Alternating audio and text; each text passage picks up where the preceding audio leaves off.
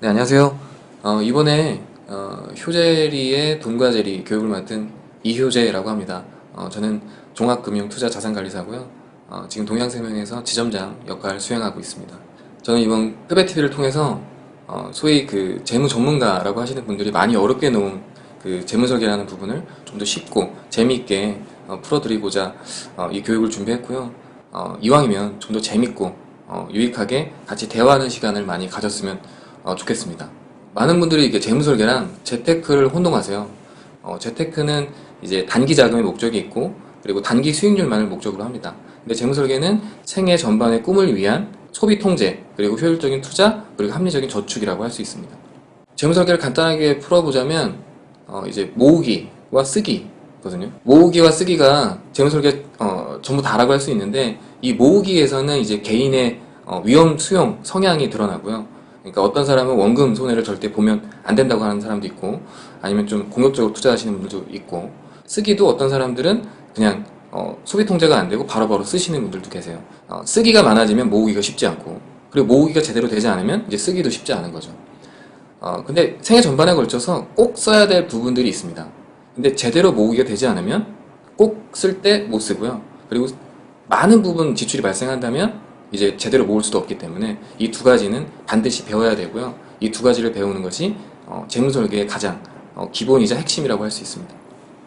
제가 만나는 고객분들의 대부분이 다 임산부시거나 아니면 어린 자녀를 키우고 계신 분, 그리고 예전에 어린 자녀를 키우셨던 분이에요. 근데 그분들이 하나같이 하는 말씀 중에 하나가 여유가 없다. 어, 지금 뭐 여유도 없고 애들 키우는데 돈도 많이 들어가고 이런 말씀을 많이 하십니다. 근데 뭐 예를 들어서 갑자기 회사가 안 좋아져서 월에 한 20만 원 정도 급여가 다운됐다고 한번 가정을 해볼게요. 생활 가능하실까요? 네, 그래도 생활이 되실 겁니다, 아마. 왜냐면 어쩔 수 없이 소득이 줄어든 거니까. 근데 그렇게 생각하셔야 돼요. 근데 시간이 지났을 때 알고 봤더니 그 사장님께서 그동안 못 준 월급이랑 이자랑 같이 준다고 한번 생각을 해볼게요. 10년, 20년 지나서. 좋으시겠죠? 마찬가지로 지금 육아할 때 돈이 많이 들어가니까 힘드세요. 근데 강제적으로라도 저축을 시작하셔야지만 됩니다. 시간을 최대한 이용하셔야 돼요. 나중에 더 큰 지출을 막는 최선의 방법입니다. 재무 기초 습관이라고 하면 뭐 이렇습니다. 뭐 돈을 모으되 그 돈을 모으는 걸 혼자 모으지 말고 부모가 소비 통제하는 거, 부모가 돈 쓰는 거, 그리고 부모가 너를 위해서 저축하고 있다는 것을 지속적으로 알려주고 보여주고 가르쳐 줘야 됩니다. 그래야지만 자녀가 그거를 그대로 배워요. 3살 버릇 여든 가거든요. 그러니까 부모가 쓰고 투자하고 저축하는 것도 자녀가 그대로 보고 배웁니다. 이것이 제가 말씀드릴 수 있는 육아라는 데 있어서 가장 중요한 어, 재무설계 기초라고 할 수 있습니다.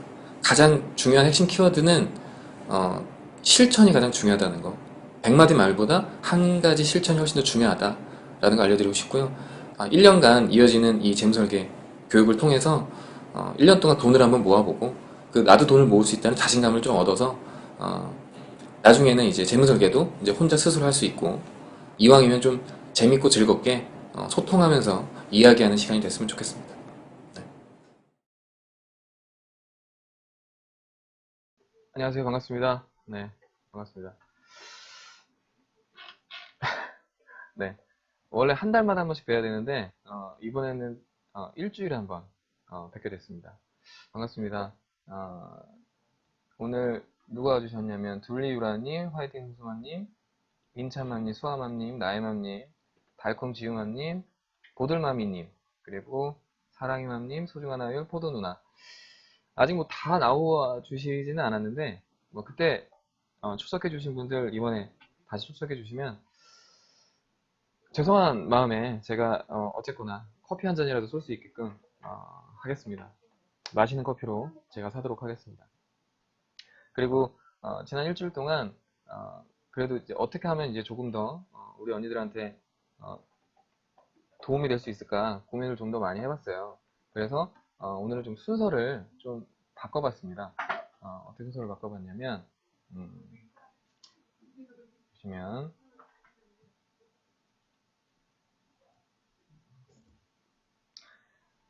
이제 네이버에다가 사죄하다라고 이렇게 쳐보면 이 국어사전에 이렇게 나옵니다. 네이버 국어사전에 사죄하다, 지운죄나 잘못에 대해서 용서를 빈다. 어쨌건 제가 음향 문제로 인해서 방송사고를 낸 거는 제 탓이 큽니다.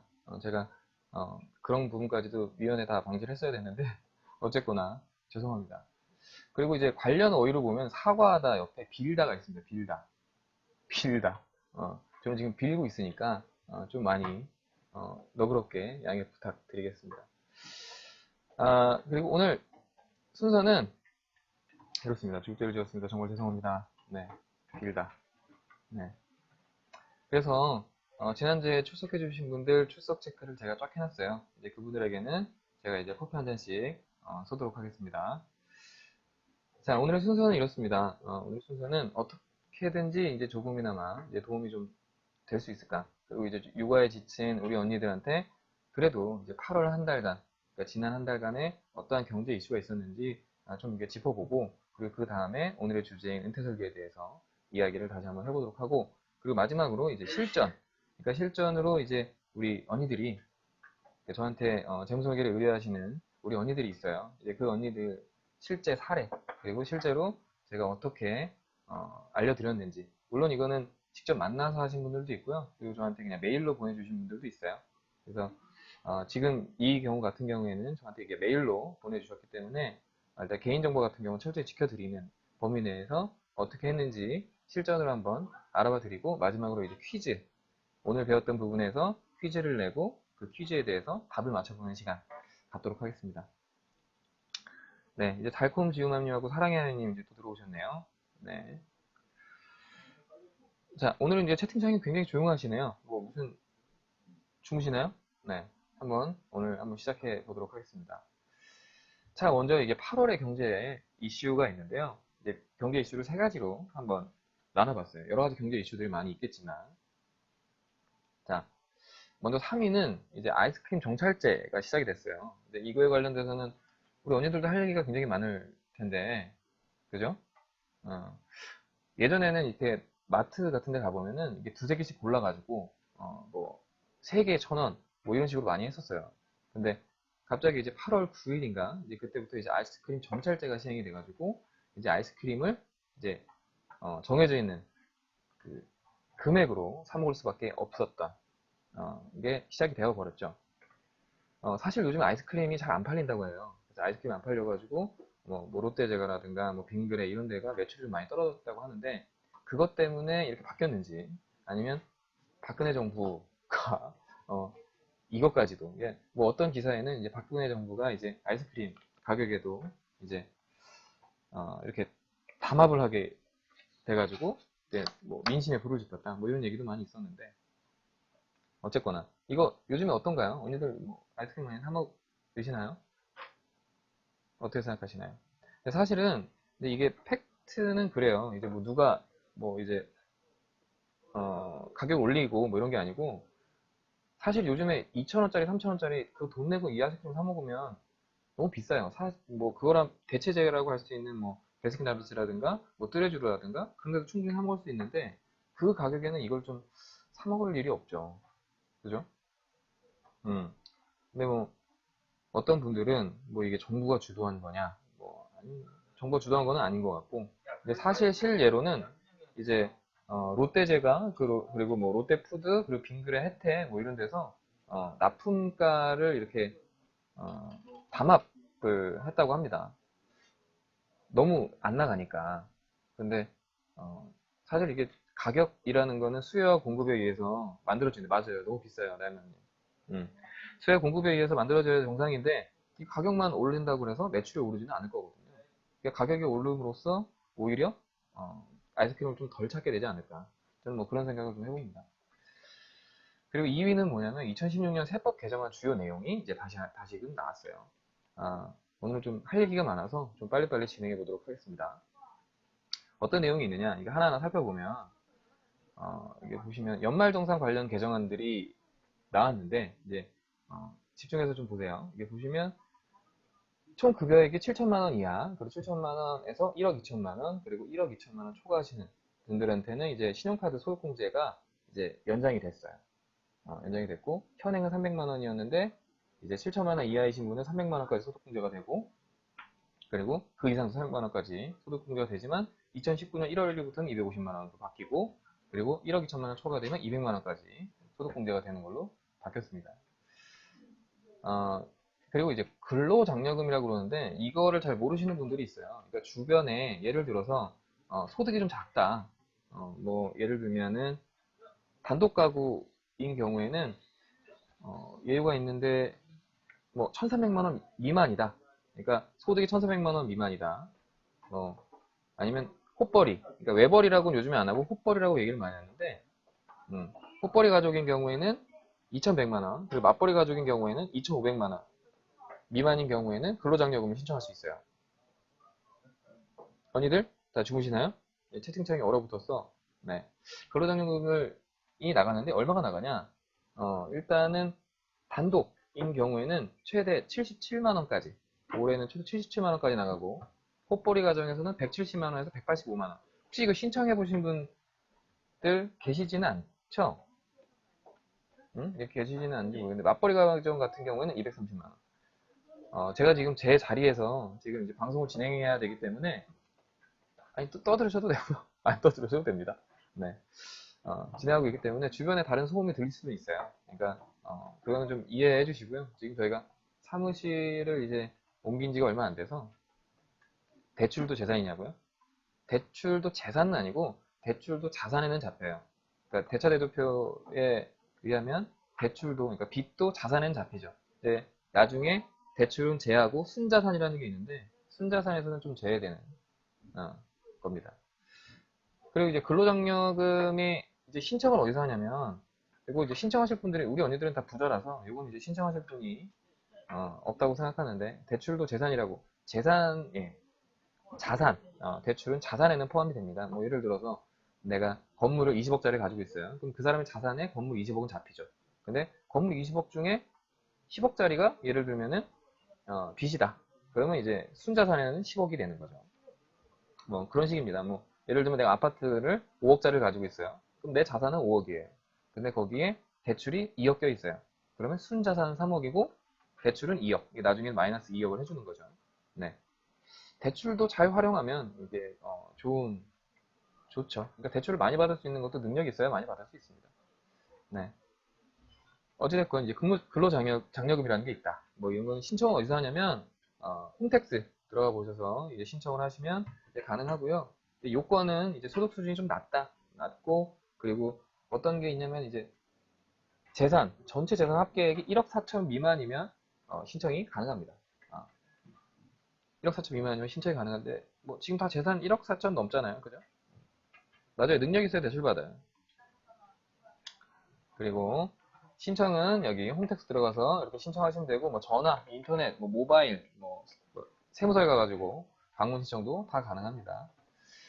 그리고 이제 경찰 유류세 환급 특례가 있는데, 우리 언니들 중에서 경찰을 많이 모시는 분들이 있어요. 그죠? 경찰 모시는 분들이 가끔 있는데, 신청하셨어요, 요거? 경찰 유류세 환급 신청? 입금은 잘 해주더라고요. 따박따박. 저도 이제 경찰을 이제 집에서 모시는 분이 한 분 있는데,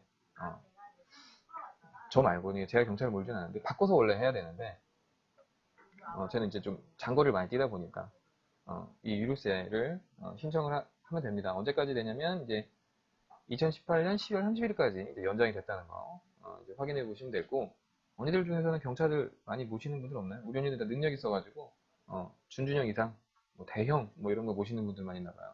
그죠? 네. 네. 오늘 분위기 좋고요. 네. 그리고 출산 육아 관련, 이거 우리 관련되는 얘기인데, 출산 육아 관련 세제 지원이 좀 확대가 됐대요. 둘째 이상 출산하시게 되면 이제 소득공제가 많아졌죠. 이게 소득공제가 아니고 세액공제. 요즘은 세액공제를 하니까. 이제 둘째는 이제 30만 원에서 50만 원을 늘었고, 셋째는 30만 원에서 70만 원으로 세액공제가 확대가 됐어요. 세액공제 많이 받으려고 둘째, 셋째 출산하신 분들 계시나요? 네. 뭐 어쨌건 이제 세액공제가 이거보다 훨씬 더 많아야 된다고 생각하는데, 어쨌거나 그렇습니다. 그리고 이거는 좀 액상형 분유라고 이제 부가가치세가 면제가 돼서 이제 금액이 좀 다운 됐다고 하더라고요. 이제 액상형 분유라고 해서 요즘에는 그냥 타먹이기가 이제 밖에 나가서 타먹이기가 힘들어서 이제 액상형 분유 이제 젖꼭지만 꽂으면 이제 바로 먹일 수 있는 뭐 그런 것들이 요즘에 많거든요. 그래서 그것도 이제 부가가치세가 이제 면제가 됐다는 거. 그리고 이제 경력 단절 여성 채용 이거는 이제 우리한테 주는 게 아니고 그 회사에 주는 이익 중에 이익을 기존의 50%에서 100%로 늘렸다. 그렇죠. 액상형이 비싸요. 근데 가격이 조금 떨어지는 효과가 부가가치세가 면제가 돼서 한 10% 정도 가격이 떨어졌다고 하더라고요. 네, 이건 자, 그리고 교육비 세액공제 대상이 또 확대가 됐대요. 교육비 세액공제 대상. 그래서 교육비 세액공제율이 15% 늘어났다는 거 확인 한번 해보시고, 그리고 초중고 체험학습비 교육비 세액공제 대상에서 이제 추가가 됐다는 거. 사실은 이 체험학습비라는 게 뭐 여기에 붙이면 여기고 여기 해당되고요. 저기에 붙이면 저기에 해당됩니다. 그래서 체험학습비가 교육비 세액공제 대상에 추가가 됐다는 건 이제 공제를 좀 많이 해주겠다. 자녀를 키우시는 분들에게 공제를 많이 해주겠다는 취지인데 한도가 30만 원이에요. 한도가. 그러니까 한 번에 쓸 수 있는 한도가 학생 1인당 연 30만 원이니까 사실 이게 뭘 위한 건지 좀 더 이렇게 늘려줬으면 좋겠는데 좀 많이 작습니다. 그리고 주택 임대소득 세제 지원 적용 기간이 이제 연장이 됐다는 거 확인해 보시고요. 그리고 제가 이제 아시잖아요. 이제 저는 월세 사는 사람이라고, 월세 사는 남자라고. 제가 월세를 사는 이유 중에 하나가 이제 월세는 이제 또 세액공제가 또 이제 확대가 됐습니다. 뭐 기존에도 이제 확대가 됐었는데 세액공제가 2% 올랐어요. 그래서 현행 10%까지 세액공제가 되던 게 월세 내는 금액의 10%까지. 근데 이제는 12%까지 세액공제가 된다는 거. 그리고 예전에는 이제 공제 대상자가 이제 월세 계약을 체결하는 경우에만 공제가 됐었는데 이제는 이제 배우자. 그러니까 예를 들면은 나는 월세를 계약자가 아니고 제 와이프가 뭐 월세 계약자를 체결한 경우에도 이제 공제가 가능하다. 근데 그 배우자가 기본공제 대상자가 돼야 된다. 기본공제 대상자는 일반적으로 100만 원 이하, 배우자인 경우는 100만 원 이하의 소득이 있어야 되죠. 연애. 근데 100만 원 이하의 소득이라고 해서 월 한 7, 8만 원의 소득이 아니라 일단 과세 표준에서 100만 원이기 때문에 100만 원보다 좀 더 많이 벌더라도 기본공제 대상이 되실 수가 있습니다. 자, 그리고 이제 대망의 1위는 7월에서 9월 이제 전기요금 누진세가 한시적인 완화가 됐다는 게 이제 8월 주요 경제 이슈 베스트 5라고 해놨네. 이제 베스트 3인데, 베스트 3 중에 1위. 1위가 이겁니다. 요즘에 다들 8월달 잘 지내셨나요? 8월달에 어떻게 지내셨나요? 전기, 요금, 뭐, 잘, 많이 나왔나요? 어땠나요? 자, 8월에 어땠어요? 제가 이제 너무 이제 화면만 띄우다 보니까 이제 다른 분들이 이제 많이 조시는 분들이 생겨가지고 이제 제가 두 눈을 부릅뜨고 보도록 하겠습니다. 누진세 때문에 전기 제대로 못 썼잖아요. 요즘에는 그 가정에서 에어컨을 틀으려고 하면 에어컨이 말을 건대요. 나 가정용인데 라고 말을 건다고 하더라고요. 예. 사실 이 누진세라는 거는 이제 소득 재분배 효과가 있는 거죠. 그러니까 많이 쓰는 사람에게는 이제 좀 더 많은 요금을 부과하고 조금 쓰는 사람한테는 상대적으로 이제 훨씬 더 작은 요금을 부과하게 됐는데 사실 이거를 가정용 그리고 이제 산업용 그리고 일반용 이렇게 나눠 놓은 것 자체가 사실은 형평에 맞지 않죠. 음, 제가 그냥 포기하고 에어컨 틀었어요. 역시 우리 언니들 잘 사는 애들 많아. 그죠? 잘 살아 그냥 막 쓰지. 어, 매일 에어컨 돌렸죠. 아주 좀 없이. 그죠? 그래서 에어컨을 돌리면 어떻게 되나 이제 좀 확인을 해봤더니 일단 국가별로 이렇게 보면 미국도 누진세가 있는데 3단계로 나눠져 있고요. 일본도 3단계, 캐나다도 2단계, 프랑스는 없고 독일은 없어요. 누진세가 없죠. 근데 한국은 6단계여서 최저 구금하고 최고 구간의 요금 차이가 11.7배예요. 11.7배. 그죠? 그리고 이 한전, 이 전기라는 걸 이제 사람들은 세금이라고 생각을 하는데 사실은 세금이 아니라 요금이잖아요. 사실은 전기세가 아니고 전기 요금이 맞아요. 근데 우리나라는 이거를 세금이라고 생각을 한단 말이죠. 그죠? 외국에 우리나라는 너무 폭탄. 맞아요. 그러니까 뭐 우리 언니들 이제 휴가 가끔씩 이제 동남아나 뭐 이런 데 가잖아요. 이제 그런 데 가면 하루 종일, 낮에 하루 종일 에어컨을 틀어놓습니다. 에어컨을 틀어놓고 밖에 나가요. 그리고 다시 들어오기도 하고. 근데 어, 그들보다 이제 굉장히 선진국이라고 할 수 있는 우리나라가 에어컨 하나도 제대로 틀지 못하는. 그리고 실제로 어, 산업용 전기 그리고 우리 가정용 전기, 가정용 전기를 아무리 아껴봤자 전체 요금에 그 가정용 전기를 많이 써봤자 전체 요금에 2%밖에 올라가지 않는다고 하더라고요. 전체 에어컨 전기 사용량의 2% 정도가 해당이 된다고 하니까 이건 좀 재고할 필요성이 좀 있지 않나 그런 생각이 좀 듭니다. 그래서 전기요금 체제가 이렇게 뭐 주택용이 있고 일반용이 있고 산업용으로 이렇게 나눠놨어요. 주택용, 일반용, 산업용. 요금 체계가 맨 밑에 있는 녹색 보시면 녹색은 81원 킬로와트당. 그리고 그 위에 일반용은 이제 105원인데 사실은 우리는 이제 산업용보다 더 저렴한 에어컨을 쓰고 있습니다. 100kW 이하로 사용하면. 근데 누진이 이렇게 한 단계 한 단계 한 단계 한 단계 올라가면 나중에는 709원까지 내는 거죠. 에어컨은 가전이 아니라 가구라고요. 네. 그냥 보는 거. 그죠? 에어컨은 그냥 전시해 놓는 거. 사실, 정말 우리 어렸을 때 에어컨은 그 사치품이었어요. 에어컨은 사치품에 포함이 되어 있었는데, DP용. 그쵸? 근데 지금은 사실 그렇지 않잖아요. 에어컨 보급률이 80% 90%예요. 가정에 에어컨이 없는 집이 거의 없습니다. 근데 그거를 정말 DP만 한다면, 먼지 닦이면 닦아주고, 그죠? 필수. 근데 이게 7월부터 9월까지 한시적인 완화를 해준다고 했는데 7월부터 9월까지 한시적인 완화를 해준다고 했는데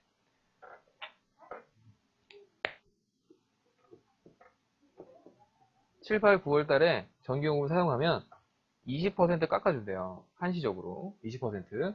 너무 많이 나오니까 20% 깎아준다고 했는데 실제로 9월 달에는 갑자기 정부가 이 정책을 발표하기에 무색하게 좀 많이 추워졌어요.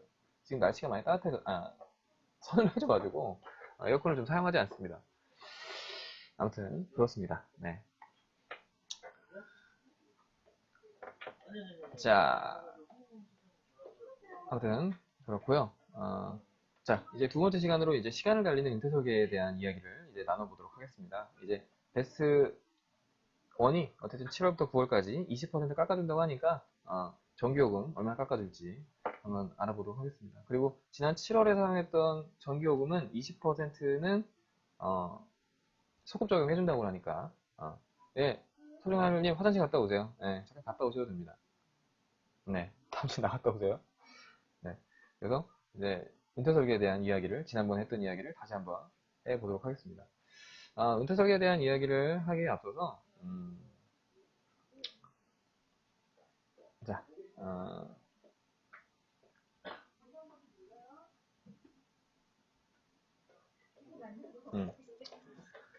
우리나라가 그 OECD 노인 상대 빈곤율 1위예요.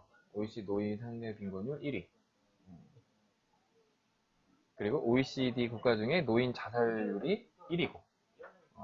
근데 이분들이 왜 자살하시고 왜 빈곤하다고 생각하시나요? 이제 노인분들이.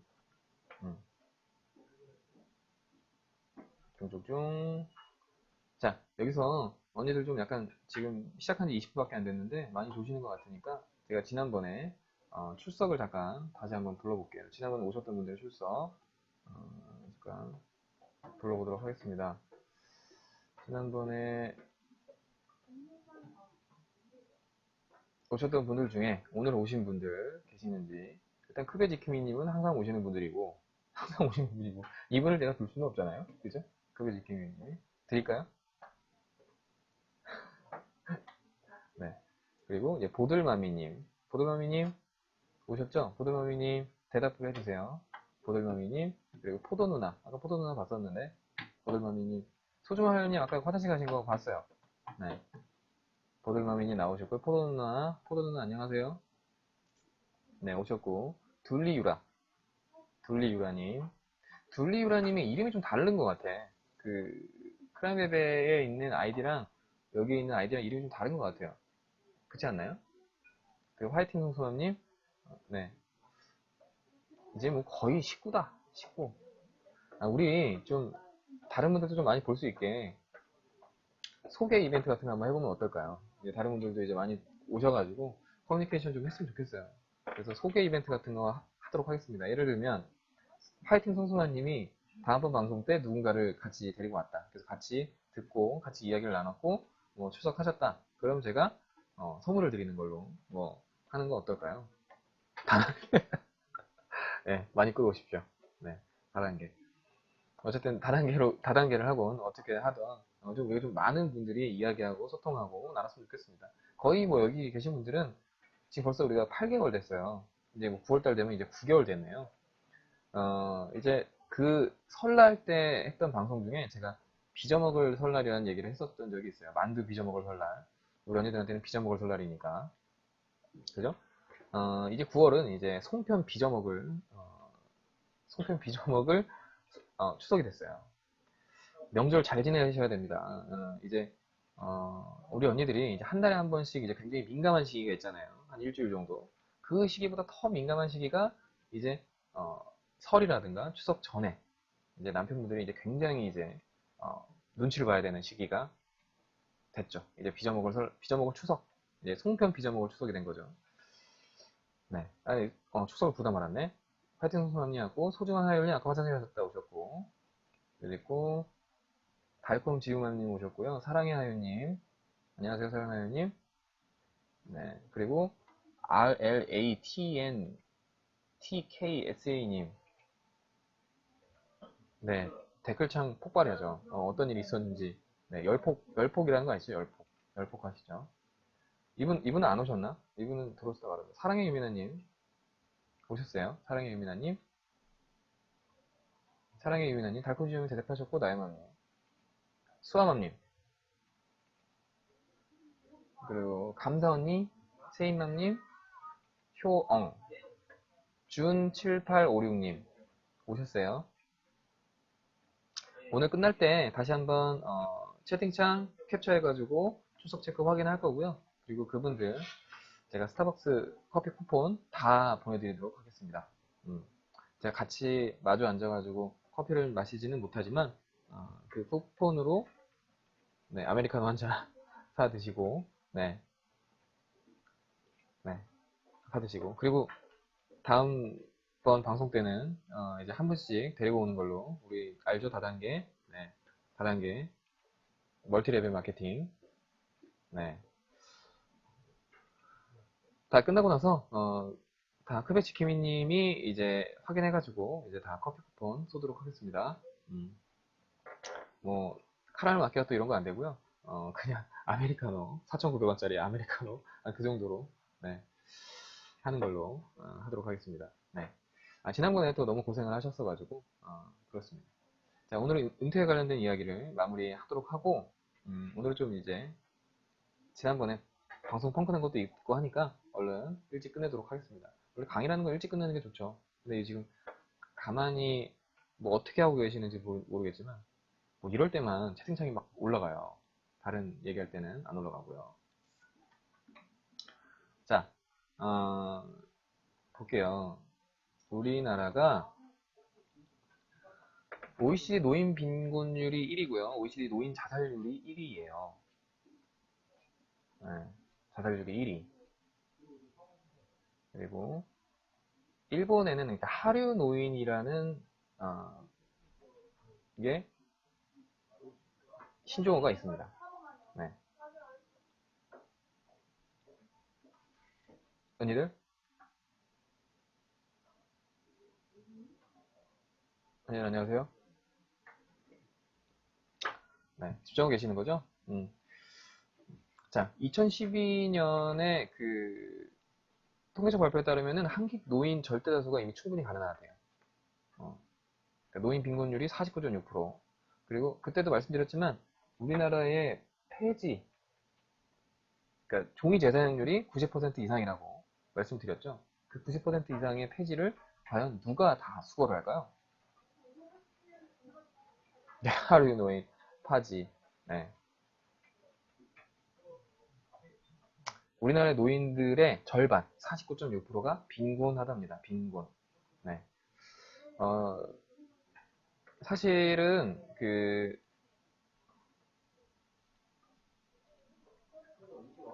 어느 나라 어느 나라건 간에 그 자기네 나라에 음, 먼저 앞서간 나라, 그 비슷한 환경에 앞서간 나라가 교과서처럼 어, 앞으로 우리나라에 있어야 될 뭐 닥칠 일들을 이제 미리 얘기해주는, 그러니까 미리 보여주는 국가들이 있습니다. 그래서 우리나라 같은 경우에는 일본을 그렇죠, 일본이죠, 맞아, 일본입니다. 일본은 이제 그래도 노인들이 이제 연착륙, 그러니까 서서히 늘어나는 경우였었고, 그럼에도 불구하고 여러 가지 사회에 문제들이 많이 발생을 했었어요. 근데 우리나라는 굉장히 고령화 속도가 빠릅니다. 애를 잘 안 낳고요. 우리 언니들, 자, 여기서 한번 질문 한번 들어볼게요. 언니들 중에서 아기가 2명이신 분, 나는 아기가 둘이다. 아기 둘이신 분, 지금 이거 보고 계신 분 중에 아기가 둘이신 분 계세요? 아기가 둘. 나는 첫째, 둘째 둘이 있다. 첫째, 둘째 둘이 있다. 뭐 올려주세요. 그리고 자녀가 하나이신 분도 있으실 거고. 보통 이제 세이맘님은 둘이시네요. 그러니까 보통은 이제 2명 이상 잘 안 나요. 요즘에는 1명 정도밖에 안 나고, 그나마 출산율이 올해가 가장 떨어지는 해라고 합니다. 그러니까 굉장히 좀 안타깝고, 수아맘님은 하나고, 수아맘님은 한 명이에요. 따님이세요, 아드님이세요? 네. 뭐 어쨌건 3명까지 낳고 싶으세요? 능력자시네. 어, 어쨌거나 우리나라는 노인들이 많이 가난해요. 둘 중에 하나가 가난합니다. 우리 부모님은 어떤지 모르겠네요. 우리 부모님은 뭐 가난한 쪽이신지 아니면 부자이신지 모르겠고, 부모님한테 용돈을 많이 드리나요? 용돈 많이 못 드리죠. 네. 그래도 우리 부모님 세대까지는 어떻게 그럭저럭 됐지만, 우리 지난번 방송 때 뭐를 했냐면, 우리가 몇 살까지 살지를 계산했었어요. 계산 못하시면 지난번 방송 다시 한번 보시면 됩니다. 내가 몇 살까지 살지 계산해봤죠? 그죠? 사랑해 하느님 맞죠? 계산해봤어요. 어, 그리고 우리나라 노인 통계 중에서 1등을 하는 게 또 한 가지가 있습니다. 이거 한번 맞추시면 제가 다른 선물 나갈 수 있게 해드릴게요. 우리나라가 노인 통계 중에서 또 하나 1위 하는 게 있어요. 이게 과연 뭘까요? 뭘 것 같아요? 자, 제 이야기는 그냥 진행하도록 하겠습니다. 아무튼 1위 하는 게 하나 있어요. 그 2위 하는 것도 굉장히 안타까운 숫자 중에 하나인데, 네. 근데 이거는 뭐 선진국에서도 다 이제 심각하게 고민하는 것 중에 하나입니다. 그리고 일본도 그런 이야기가 지금도 많이 나오고 있어서, 걔가 신종어가 뭐냐면 아까 얘기했던 하류 노인이에요. 노인이 되면 하류가 된다는 거죠. 그죠? 음. 그런데 이 하류 노인이라고 하는 일본에서는 노후에 자금을 얼마나 받을 것 같아요? 고독사? 고독사 아니고요. 우리나라 고독사는 아니고요. 비슷한데 우리나라가 1등 하는 거, 노동자가 없는 거 1등? 아니에요. 우리나라가 1등 하는 게 한 가지가 있습니다. 노인 통계 중에 한 가지. 계속 얘기를 해보겠습니다. 그래서 요즘에 어떤 사회적 문제가 많이 발생을 하냐면, 일본 같은 경우에는 그 백골 있잖아요. 그렇죠. 화이트 소환이 맞습니다. 죽는 거. 자살률이 이래요. 자살률. 자살이 하트로 나오나 봐. 오, 그래서 이게 안 되는구나. 어, 신기한 걸 알았네요. 갑자기 하트. 저한테 이제 저를 좋아하신다고 하트를 보내주신 줄 알았는데, 자살이라고 하면 하트가 나오나 봐요. 이제 채팅창에서 그렇게 막아놨구나. 신기한 걸 알았네요. 지금 자살이라고 쳐보시는 거죠? 아까부터 계속 하트라고 쓰는데 저한테 계속 하트를 보내주는 줄 알고. 그렇구나. 막아놨네요. 그러니까 노인 자살률이 1등이래요. 금지어인가 봐. 음. 네, 다들 1등이고. 그렇습니다. 이게 연금 제도가 굉장히 많이 발달한 나라임에도 불구하고 일본은 삼층보장 제도가 이미 있음에도 불구하고 작아요. 그런데 우리나라는 퇴직연금을 받을 수 있는 사람이 근로자 전체의 7%밖에 안 된대요. 근로자 전체의 7%밖에 되지 않는다고 합니다. 그러니까 이게 문제가 좀 심각하죠. 자, 그래서 지금부터는 어떤 이야기를 할 거냐. 자, 지금부터 어떤 이야기를 할 거냐면, 자, 요거. 혹시 요거 아시나요? 요거. 아까 아이스크림 얘기를 잠깐 했었는데, 요거 혹시 아시는 분 계신가요? 자, 요거는 깐돌이라는 아이스크림이에요. 깐돌이라는 아이스크림. 제가 어렸을 때 굉장히 좋아했던 아이스크림이고, 이거는, 요거를 아시는 분들은 이제 나이가 대충, 티가 납니다. 네.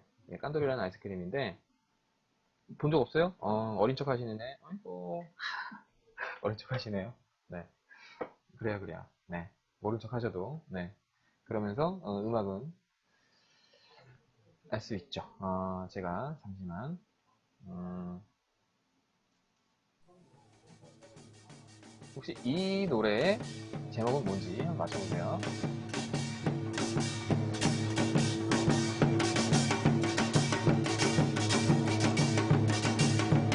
이 노래 제목이 뭘까요? 자, 이 노래의 제목이 뭘까요? 이 노래의 제목.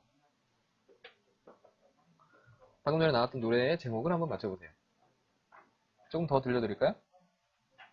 이 노래 제목을 한번 맞춰보자. 이 노래 제목이 뭘까요? 다시 한번.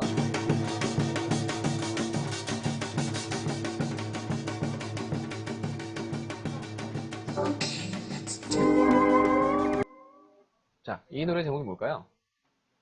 왜 모르시나? 정말 모르세요? 왜냐면 제 머릿속에는 이 노래하고 이 아이스크림이 굉장히 매치가 되어 있어요.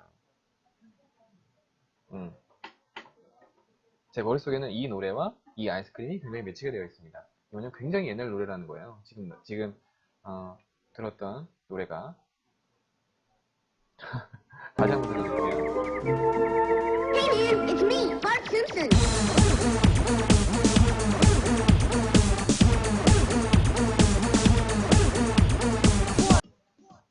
자, 이 노래 뭘까요? 이 노래. 진짜 모르시나? 정말 모르시는 것 같네. 정말 모르시는 것 같아. 모른 척 하시는 거예요? 모르시는 거예요? 아니, 우리 언니들 진짜 국민체죠? 아니, 국민체도 아니고. 이 노래 모르시나? 다시 한번 들려드릴게요.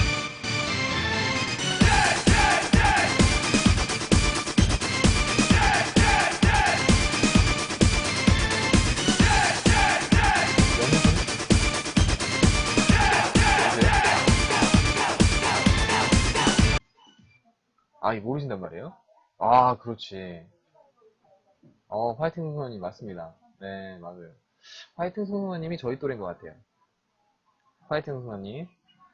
예전에 1990년대에 서태지와 아이들이 있었어요. 서태지와 아이들이 제 머릿속에는 굉장히 크게 각인되어 있는 사람 중에 하나인데 그때 제가 그 노래를 이 깐돌이를 먹으면서 7080 아니고 90이야. 얘는 90이라고 수험함님. 7080까지는 아니야. 7080은 나도 어렸어. 70엔 태어나지도 않았어. 어? 네. 이게 너무 띄엄띄엄 보는 거 아니에요? 어쨌거나 제가 그때 당시에는 깐돌이라는 아이스크림을 먹으면서 제가 서태지 노래를 들었던 기억이 나요. 근데 그 깐돌이라는 아이스크림은 100원에 두 개였어요. 100원에 두 개. 근데 아까 아이스크림 담합 얘기가 나와서 그런데 지금 깐돌이가 얼마냐면 제가 새롭게 나왔을 때 너무 반가워가지고 딱 봤을 때 그때의 가격이 500원이었어요. 그때의 가격이 500원. 즉 깐돌이는 변하지 않았어요. 먹었더니 똑같더라고. 그때도 팥맛 아이스크림이었고 팥이랑 초콜릿이랑 좀 섞였던 아이스크림이었고 지금도 90년 2살이었다고요? 90년에 2살이었다고? 90년에 2살이었어? 88? 올림픽 때 태어나셨네? 네. 88 올림픽 때 그 붉은색 불린 친구 있잖아요. 그 친구랑 저랑 친구입니다. 붉은색 불렸던 친구가 있어요. 네. 어쨌건, 네. 깐돌이는 변하지 않았어요. 깐돌이는 그때는 100원에 2개, 50원짜리였고, 지금은 500원이었어요. 10배가 올랐죠. 깐돌이는 바뀌지 않았어요. 여기서 알 수 있는 게 뭐냐면,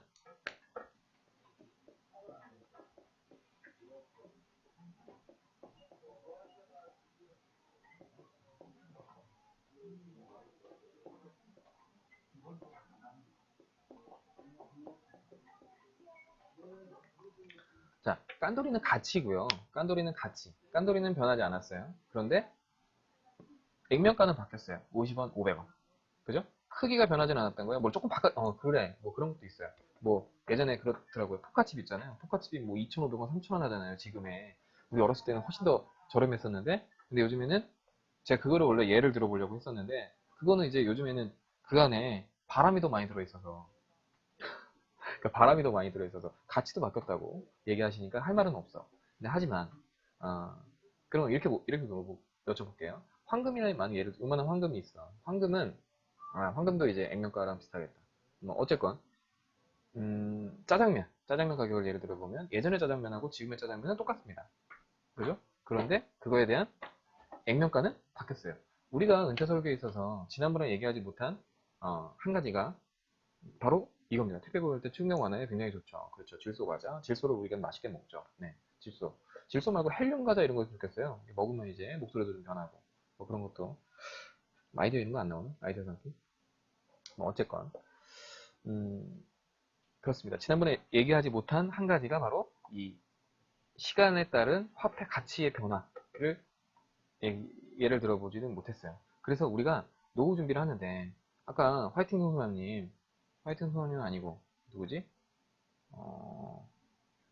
90년대 두 살이었다는 분이 잠깐만 이게 갑자기 생각이 안 난다. 90년대 두 살이셨던 분이 누구시죠? 우리 애기 어디 갔어? 어? 언니 말고 애기. 언니가 아니고 애기네, 애기.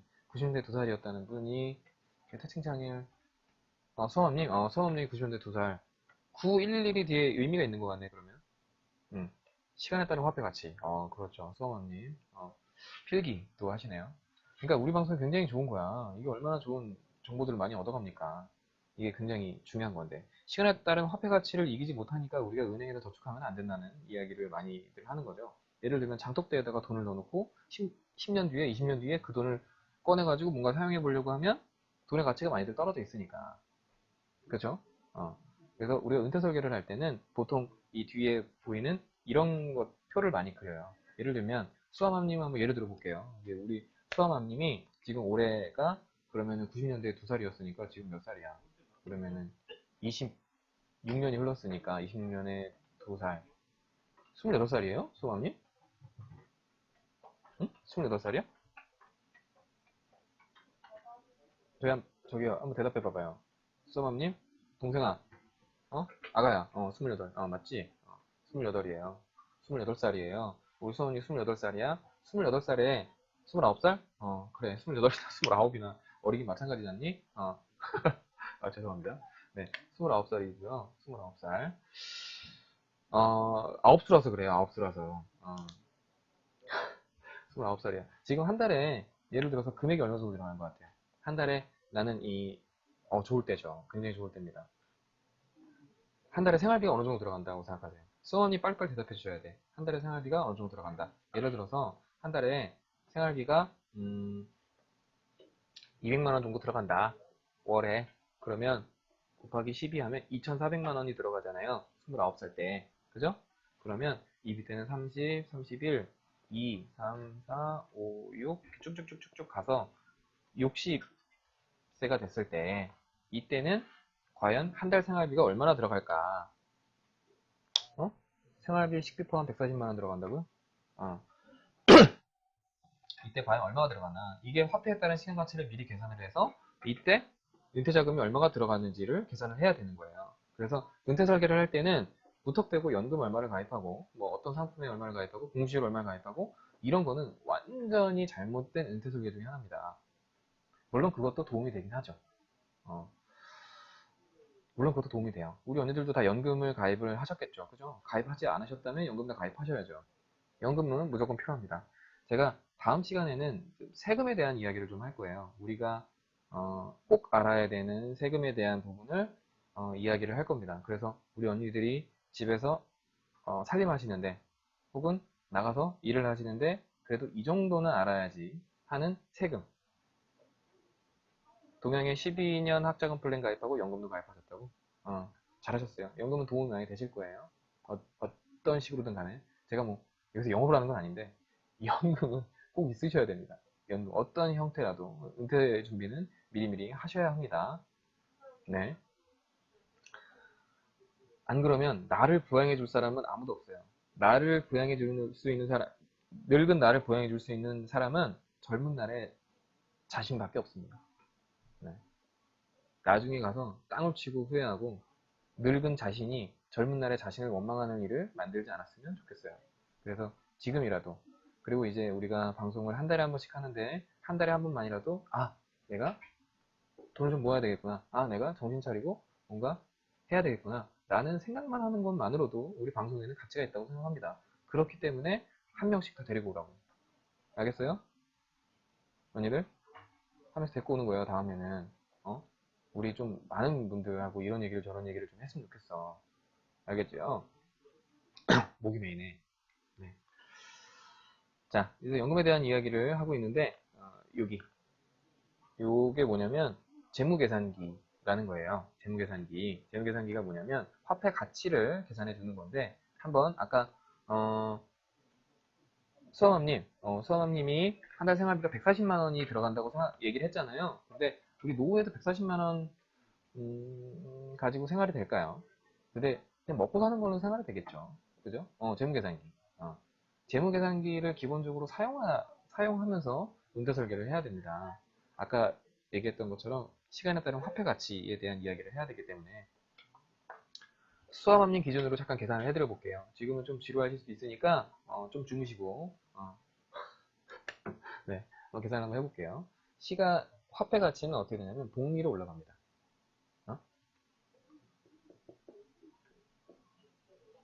1 플러스 R의 N승으로 올라가요. 물가는 1 플러스 R의 N승. 네, 지난번에도 얘기했었는데 이것도 까먹으시면 안 되죠. 1 플러스 R의 N. 금융계산기 어플도 이런 거 돼요. 화폐 가치 이런 거. 그렇죠. 됩니다. 되는데 이제 재무계산기 그러니까 뭐 예를 들어서 어플로 계산을 하게 되면 뭐 역환산하고 월납을 계산하고 뭐 이런 것들 있잖아요. 복리 좋아요? 아니 복리가 아니고 이건 안 좋은 거야. 물가가 복리로 올라간다고. 물가가 무조건 복리 좋은 게 아니고 물가는 복리로 올라가. 왜냐면 전년도 대비 물가 얼마 같고 전년도 대비 물가가 얼마 올라갔고 그 이자에 이자가 붙는 것과 똑같은. 그래서 물가는 복리로 올라간다. 그래서 저는 지금 물가를 계산하는 거예요. 수험함님이 한 달에 필요한 금액 150만 원이라고 했던 그 금액을 과연 수험함님이 은퇴를 하시게 되는 수험함님이 이제 호호 할머니가 됐을 때 맨날 맨날 돈을 받으려면 과연 얼마를 받아야 되는지를 계산을 한번 해볼 거예요. 그래서 150만 원이면 곱하기 12 하면 1800만 원이에요. 1800만 원. 1800만 원이 과연 수험함님이 65세가 되는 걸로 할게요. 지금 29세고 65세니까 이 뭐가 있냐면은 36년이네요. 36년 후에 맞죠? 36년 후에 과연 1800만 원은 물가상승률 최근에 2% 정도로 올라간다고 하니까 많이 올라가진 않을 거예요. 2%는 계산해가지고 1800만 원이 과연 36년 후에는 얼마일까? 계산 한번 해보면 1800만 원이 현재 가치예요. 다시 보기 하세요. 다시 보기 하시면 됩니다. 네. PV가 1800만 원이고 그리고 N이 36년이고 그리고 I per Y가 모르셔도 됩니다. 모르셔도 돼요. I per Y가 2고 그리고 FV가 과연 얼마일까? FV가 뭐냐면 과연 우리 수험함님이 어플로 계산해도 돼. 그래 맞아요. 어플로 한번 계산해봐요. 저는 그리고 이 재무계산기로 계산을 한번 해볼게요. 그리고 이게 2%고 36년이에요. 그러면 과연 얼마일까? 얼마예요? 1800만 원이 PV, EIY, 36, N, CPT, FV 하면 3672이라는 숫자가 나옵니다. 3671797 이런 숫자가 나와요. 퓨처 밸류의 줄임말이에요. 퓨처 밸류, FV. 3,600만 원 정도가 나옵니다. 자, 2%. 물가상승률 2% 오른 거예요. 2% 오른 거. 2배가 되네요. 예를 들어서 우리가 지금 어떤 사람이 만약에 수험님이 은퇴설계를 하고 싶다. 나는 나중에 150만 원 정도 받고 싶다. 하셔가지고 150만 원에 나오는 연금을 계산을 했어요. 그래서 만약에 연금을 가입해가지고 65세가 딱 됐어. 그럼 150만 원씩 나오죠? 그럼 얼마씩 나오는 거라고? 실제로는 반이라고. 2분의 1밖에 안 되는 거라고. 가치가. 그렇죠? 가치가 2분의 1밖에 안 되는 거예요. 3,600만 원이 나와야 되는데, 그러니까 즉, 월에 300만 원씩 나와야지 150만 원 나오는 가치랑 똑같다 하시는 거예요. 근데 좀 이상하다. 왜냐면 제가 아까 깐돌이 얘기했었잖아요. 깐돌이는 좀 서태지와 아이들 나왔을 때 그때 깐돌이는 50원이었는데 지금은 500원이에요. 그러면 10배 뛴 거 아니냐라고 얘기하시는 분들이 있어요. 그렇지 않나요? 10배 뛴 거 아니냐. 그러면 1800만 원은 1억 8천이 있어야 되는 거 아니냐 이런 얘기를 하시는데 그게 선진국하고 개발도상국하고 뭐 그런 차이가 있습니다. 예를 들면 이제 발전을 하고 있는 나라 같은 경우에는 물가상승률이 굉장히 높아요. 그리고 금리도 높습니다. 주식도 높아져요. 주식도 잘 올라가요. 그런데 선진국 같은 경우에는 그게 많이 올라가지 않습니다. 그러니까 물가가 많이 올라가지 않아요. 음, 좀 안정화돼 있죠. 그러니까 이런 작업을 은퇴 설계를 하는 데 있어서는 작업을 하셔야 되고 여기에 또 이제 배우자분의 나이도 들어가고 이제 은퇴 설계에서 자녀분은 배제되긴 하지만 어쨌든 나중에 연금을 이제 자녀한테 물려주는 형태로 할 건지 아니면 내가 그냥 다 받고 끝까지 쓰고 갈 건지 이런 것들은 다뤄갈 필요성이 있습니다. 자, 은퇴 설계 부분은 이쯤에서 대략적으로 마무리를 할 거고요. 그리고 다음에 기회가 되면 자세하게 한번 해볼 거예요. 지금 좀 많이 지루하시더라도 다음번에는 이제 좀 지식 위주가 아니고 이제 네, 알겠죠? 이제 수험님은 이제 30 65세 때 3,600만 원 나오는 연금 가입하시면 돼요. 대신 3,600만 원 한 번 나오면 안 되지. 계속 나와야지. 근데 계속 나오는데 그때도 물가도 또 올라가. 계산을 잘 하셔야 됩니다. 네, 그러니까 돈은 엄청 많이 들어가는데 어쨌건 다음에 기회가 되면은 좀 더 자세하게 이제 좀 교육 자료 같은 거 만든다는 생각으로 한번 방송을 한번 해볼 생각이 있어요. 그리고 그때더라도 우리 언니들은 아시죠? 한 명 끌어오는 거. 네. 우린 다단계, 효자리 다단계 회사니까 그 부분 잘 지켜주시고요. 자, 이거 보이시는지 모르겠네. 이 글씨가.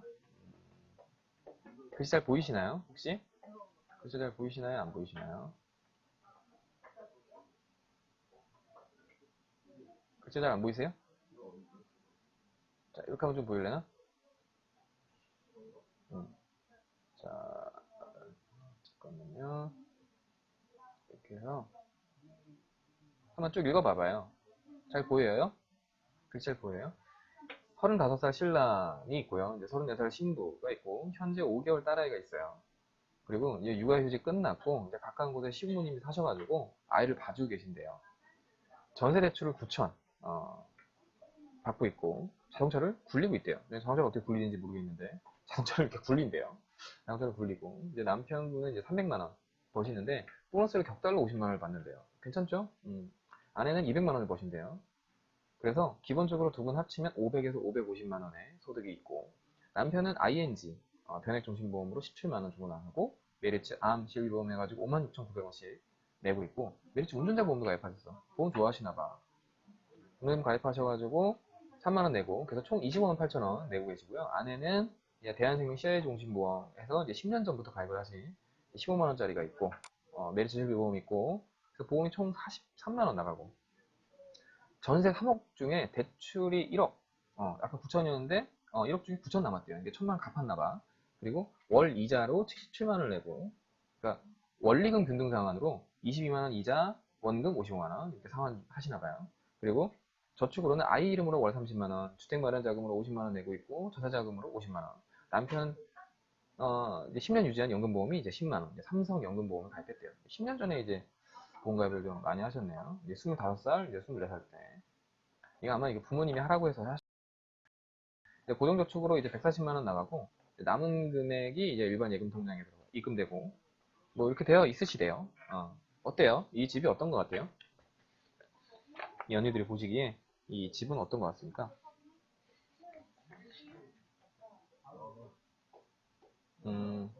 어떠신 것 같아요? 이 집이 어떠신 것 같습니까? 이게 제가 머리가 이렇게 잘려서 나오니까 대머리 같아요. 대머리처럼 나오는 것 같아요. 제가 좀 대머리처럼 나오지 않았나요? 좀 전에 잘려가지고. 그죠? 네. 이렇답니다. 이 집 어떤 것 같아요? 괜찮은 것 같아요? 아니면 잘 사는 것 같아요? 아니면 좀 찌글찌글하신 것 같아요? 찌글찌글하다는 표현이 좀 이상하긴 하지만, 네. 그래서 뭐 그런 표현이 좀 안 좋긴 하지만, 어떤 것 같으세요? 네. 잘 사시죠? 음, 이 집에 필요한 게 어떤 것 같으십니까? 다른 분들이 보시기에.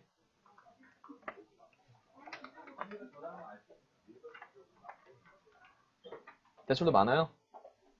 대출도 많고. 어. 다시 한번 보여드릴게요.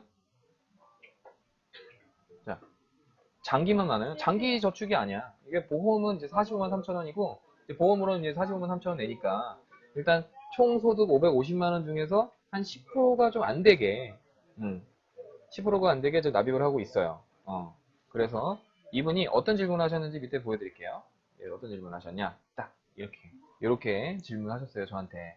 와이프 종신보험 어떻게 해야 할지, 말씀하신 것처럼. 와이프 종신보험은 어떻게 해야 되는 좋은지, 그리고 노후 준비를 더 해야 될 것 같은데 어떻게 해야 할지, 그리고 집은 어떻게 해야 될지, 요즘 대출도 싸던데 어떻게 해야 할까요? 그리고 아이 이름으로 막연히 예금하고 있대요. 어떻게 하는 게 좋을까요? 대출 상한은 어떻게 하는 게 좋을까요? 이 집 같은 경우에는 아까 1번 먼저 풀어갈게요. 1번 와이프 종신보험 어떻게 해야 될지. 언니들이 한번 얘기해 보세요. 와이프 종신보험 어떻게 하는 게 좋을까요? 아내가 대한생명 CI 종신보험을 10년을 유지를 했어요. 10년인데 이게 납입 기간이 15년이에요. 앞으로 5년만 더 내면 보장을 받을 수가 있습니다. 과연 이거를 유지를 해야 되나? 해약해야 되나? 유지를 해야 될까요? 해약을 해야 될까요? 제가 이분한테는 일단은 해약을 하라고 말씀드렸어요. 말씀 유지하라고 말씀드렸네. 일단 유지하라고 했네. 5년 더 내면 보장받을 수 있으니까 그죠? 그쵸. 다 유지라는 쪽으로 말씀을 하시네요. 그러니까 지금 10년 유지를 했는데 CI 종신보험이 예전에 대한생명 CI 종신보험이 굉장히 말이 많았던 보험 중에 하나예요. 그러니까 최근의 CI 보험과 예전의 CI 보험은 좀 다릅니다. 그래서 이거는 그러니까 10년 유지를 했기 때문에 원금 5년만 내셔도 돼요. 그러니까 이야기를 한번 들어보세요. 그러니까 권해드렸고 감회가 안 나. 맞아요. 그런 방법도 괜찮아요. 근데 그러니까 CI 종신보험의 보장 범위 자체가 제 생각에는 완벽하지 않다라고 생각을 했어요. 그리고 보험이라는 건 어떤 문제가 발생을 했을 때 무조건 지급이 돼야지 이건 지급될 수도 있고요. 지급 안 될 수도 있습니다. 뭐 그때 가서 뭐 건발 건으로 좀 달라집니다. 이런 보험은 좋은 보험이라고 생각하지 않아요. 그러니까 딱 명확하게 지급되면 지급, 아니면 아니고 딱 이렇게 나와 있는 보험이 전 좋은 보험이라고 생각을 합니다. 그리고 15만 3,480원은 그 당시에 아는 사람 지인을 통해서 어머니 아는 분을 통해서 가입을 한 거예요. 10년 전에 15만 원이면 굉장히 큰 돈이에요. 그죠? 근데 이게 그때는 예정이율이 높아가지고 10년을 유지했더니 지금 원금 이상이야. 지금 해약하도 손해가 아니에요. 그죠? 손해가 아닙니다. 그리고 배우자분이 이제 일을 하고 있긴 한데 그러니까 여자분들의 특화되어 있는 상품들로만 굉장히 저렴하게 4만 원, 5만 원 정도가 되는 이것과 비슷한 보장을 넣을 수 있는 화재보험 상품이 있어요. 화재보험사에. 그래서 그 상품으로 바꾸시기를 권해드렸고 그러면 한 10만 원 정도가 세이브가 됩니다. 보험으로. 보장은 똑같지만 10만 원 정도가 세이브가 되고 지금 뭐가 있냐면 10년 동안 유지를 했기 때문에 그때 생긴 목돈이 있어요. 그 목돈이 생겼어요. 아까 얘기한 것처럼 부채가 굉장히 많았기 때문에 그때 생기는 그 목돈을 가지고 부채를 일단 갚으라고 말씀드렸습니다.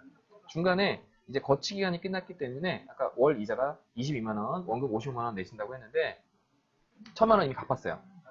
그 일부도 갚아버리라고 말씀드렸습니다. 자,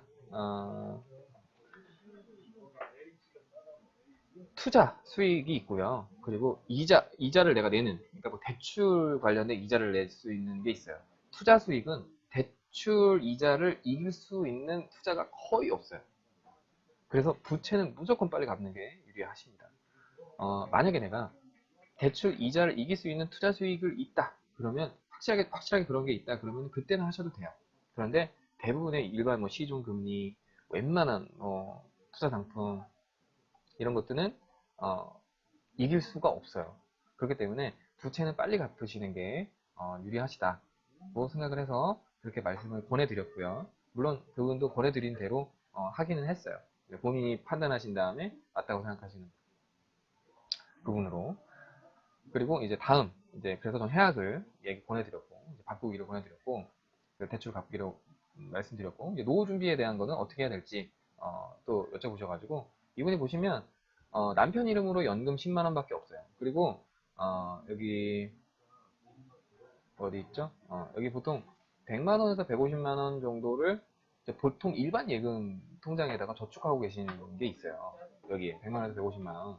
그러니까 이거를 어떻게 할지를 모르세요. 그리고 노후 준비를 어떻게 해야 될까를 전혀 감을 못 잡고 계셔가지고 제가 이 두 분 관련돼서 은퇴설계해서 가입을 하셔라 라고 말씀을 드렸고요. 그리고 이제 그 다음 잠깐 볼게요. 제가 자꾸 다음 뭐였냐면 집을 어떻게 해나요? 요즘 대출도 싸던데 어떻게 할까요? 여쭤봤어요. 그래서 얼른 지금 벌써 1시간이 돼가네. 얼른 끝내겠습니다. 집을 어떻게 해야 될까요? 저는 집 사지 말라고 말씀드렸습니다. 그냥 전세 사시라고 말씀드렸어요. 요즘 아파트잖아요. 아파트.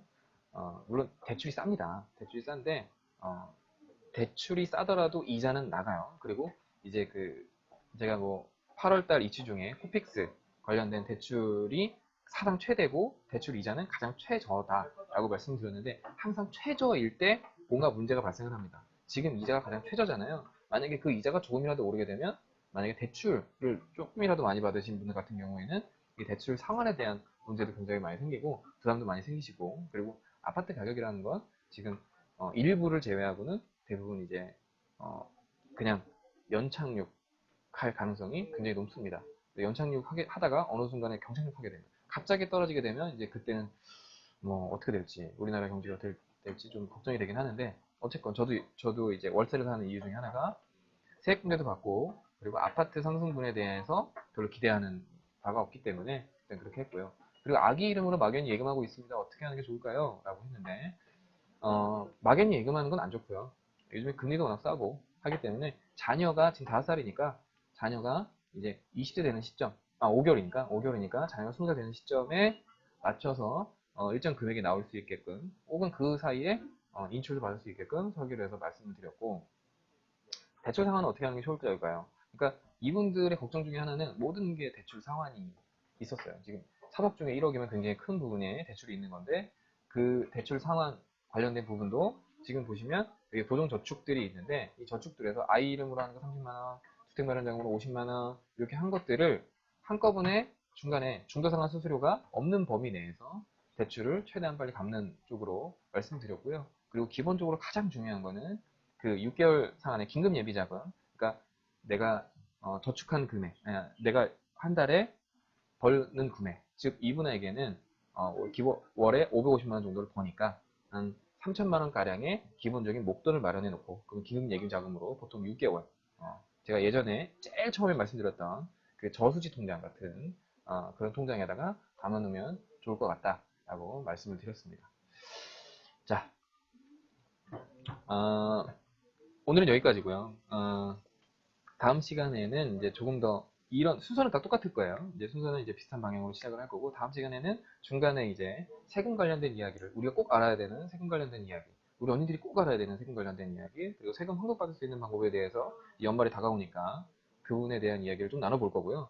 그리고 그 앞에는 이제 9월 한 달간에 어떠한 경제적인 이슈가 있었는지에 대해서 좀 이야기를 해볼 거고, 그리고 마지막으로는 오늘처럼 어떤 분들이 어떠한 일들이 있었는지 확인을 해보고 그분의 어떤 솔루션을 드렸는지도 확인을 해보고 하도록 하겠습니다. 그리고 다음 시간에 우리가 지켜야 될 것 중에 하나가 뭐였냐면 오늘 추석 불러 드릴 거고 다음 시간에는 이제 친구 한 명씩 데리고 와가지고 우리 효절이 다단계로 들어오시면 제가 또 일정 부분의 선물을 또 많이 챙겨드리도록 하겠습니다. 아무쪼록 오늘 하루도 행복하시고요. 이제 다음 시간에 이제 음향사고 없이 이제 어떻게 하는 방법을 철저하게 알았으니까 음향사고 없이 제대로 해보도록 하겠습니다. 자, 크게 지킴이 출석 체크해 주시고요. 이제 저는 다음 시간에 다시 뵙도록 하겠습니다. 고맙습니다.